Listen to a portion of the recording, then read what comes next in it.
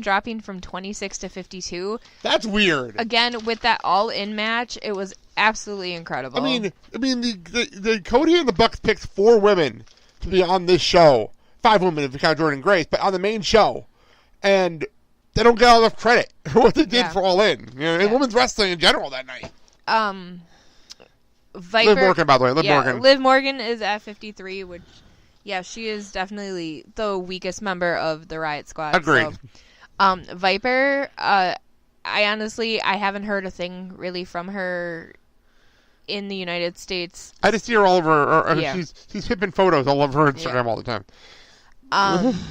Santana Garrett. I like Santana Garrett, but she's got to do something outside of Shine. She's always Shine tag team champion with somebody all the time.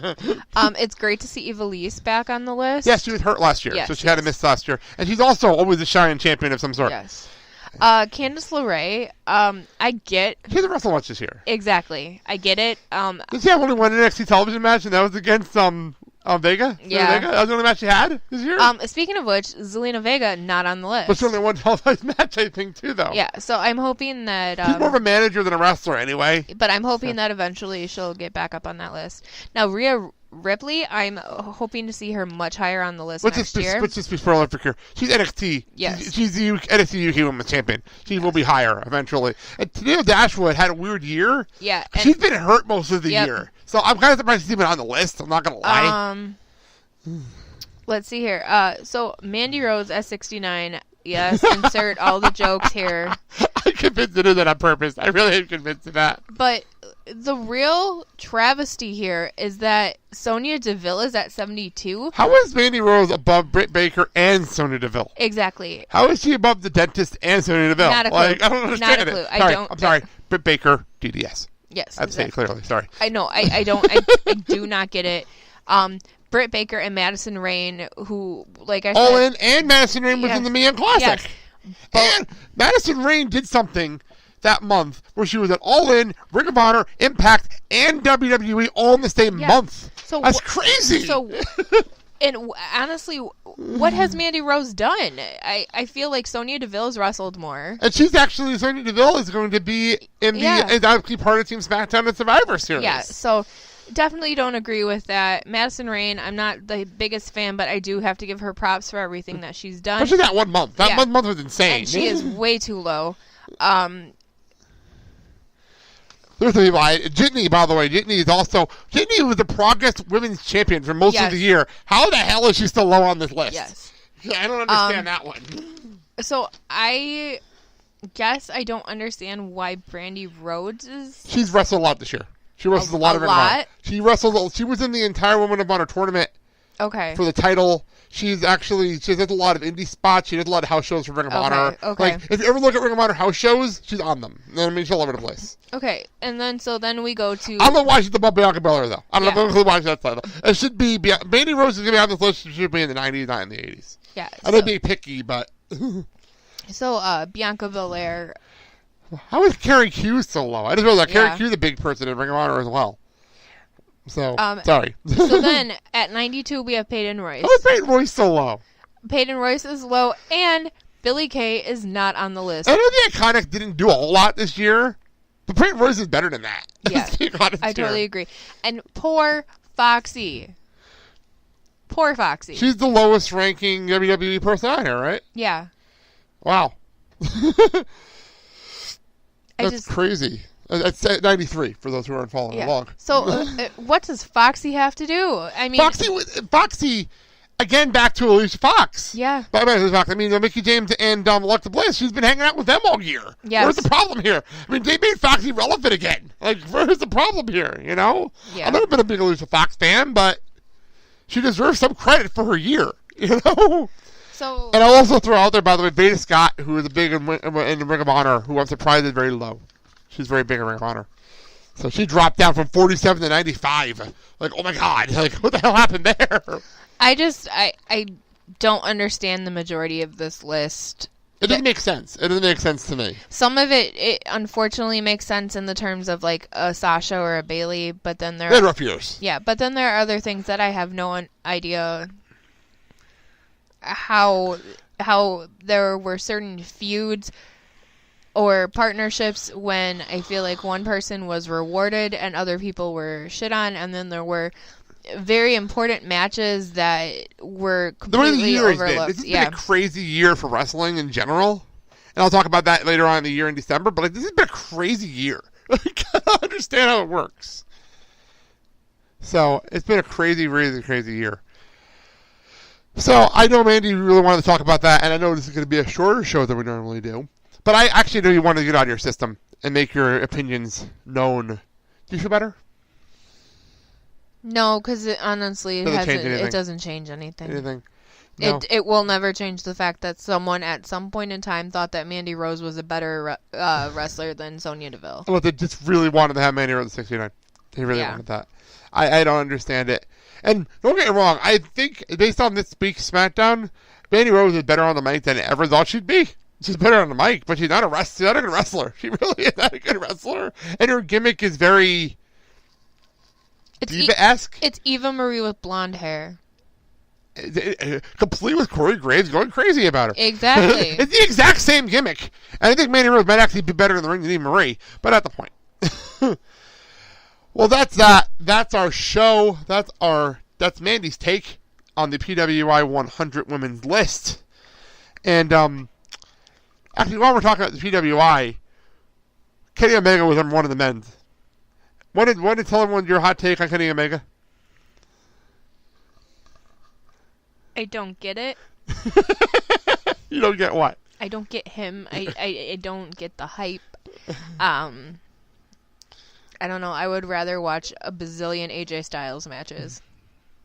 Or Seth Rollins. Okay. I figured you'd throw it out there because I know you've never been a big Kenny Omega person. And no, and he's the biggest star in the world right now, so that's why I was wondering. Not for me. And if we're talking about New Japan, I would much rather watch Cody or the Bucks. Fair enough. And the Bucks are amazing. The Bucks are... If you're doing tag team, they're the best tag team in the world right now. But I can't get behind the Kenny Omega hype. Kenny Omega, IWGP current heavyweight champion, headlining Wrestle Kingdom in January and all that kind of stuff. So what is it? Good. Okay. Thank you so very much. Goodbye. Mwah, and good night. It's his thing. Needless to say, someone could do that to him and I wouldn't be upset. All right, on that note, I just wanted to share while we're in the PWI zone, your take on Kenny Omega. By the way, AJ Styles just officially passed 1 year as a champion, by the way. Happy birthday. I just feel like... It's been a year. Officially a year. As of this recording, it's been a year. I feel like it's been a year, and I feel like maybe Shinsuke should have taken it. Joe should have taken it. I'm shocked Joe's not champion right now. I'm not going to lie. I love AJ. But I also love Samoa Joe. Yeah, so. I love AJ, but I feel like right now they just have the belt on him just to say that AJ Styles is their champion. For a year. Yeah. For a solid year. Do you think they're keeping it on him to reach Punk's number? Oh, yeah. Has that happened? Oh, yeah. They're doing to AJ what they did to Nikki Bella. Try to get past Punk's number? Yeah. Sort of like they did with the New Day and Demolition? Yeah. Where they tried to get past the number and then all of a sudden they got the belt? Yeah. However, I feel like with Demolition, it wasn't necessarily a malicious. Why was it? Oh, wait, what? You don't know the behind the scenes of that, do you? No, what happened? They were suing WWE at the time of New Day's run because of all the concussions. They were in that concussion lawsuit. Okay. So that we're in the middle of that. Okay. So I mean, I was just thinking of the whole Nikki Bella AJ Lee thing, but I feel like they're trying to wipe out Punk. Some of these records, and some of these historic moments. They're gonna have to mention CM Punk's name soon. Again. Especially, at least on social media. At least on social media, they're gonna have to mention him. If the crowd hasn't brought it up enough at the Best in the World Stupidity in the last 2 weeks. And speaking of overrated, Go guys, he wasn't that great. He wasn't the best. Yeah. He was. I enjoyed CM Punk matches. Don't get me wrong. I really enjoyed them a lot. But I'm over it. It's been years. It's literally been years now. It's been years. He's not coming back. And honestly, I don't think he could have taken Seth Rollins. I like to make a note to people to remind people of one little thing. CM Punk doesn't leave. Dana Bryan doesn't win the title at WrestleMania 30. Exactly. I got to remind people of that sometimes. Oh, Daniel Bryan. He's another one I'd rather see than Kenny Omega. But I just want to remind people that if CM Punk doesn't leave, Daniel Bryan is not champion of WrestleMania 30. But yeah, I mean, I could just have a list of people I'd rather see than Kenny Omega. Surprisingly, Mandy Rose is not on that list. Sonya Deville is, though. Sonya Deville is. Tying it all back together, and that was me filling about 5 more minutes just to have this show go a little longer. All right, honey, thank you so much for joining me. I know it's late and we have to get some sleep tonight. You're getting up to work out in the morning, and I got to get him ready for school in the morning. But thank you for spending a little time to talk wrestling on the show here. Maybe eventually we'll get our In the Heights review out of the way. Who knows? One of these days. Spoiler alert, I laughed, I cried. Okay, you know what? You know what? We're not going to do another Puck of Politics this month, so just say it. How much did you enjoy In the Heights? Lights up on Washington Heights, up at the break of day. I wake up and I got this little punk I gotta chase away. Pop the grade at the crack of dawn, sing while I wipe down the awning. Hey y'all, good morning. I absolutely loved it, and I really enjoyed it too. I'm so sorry to every Hamill fan out there.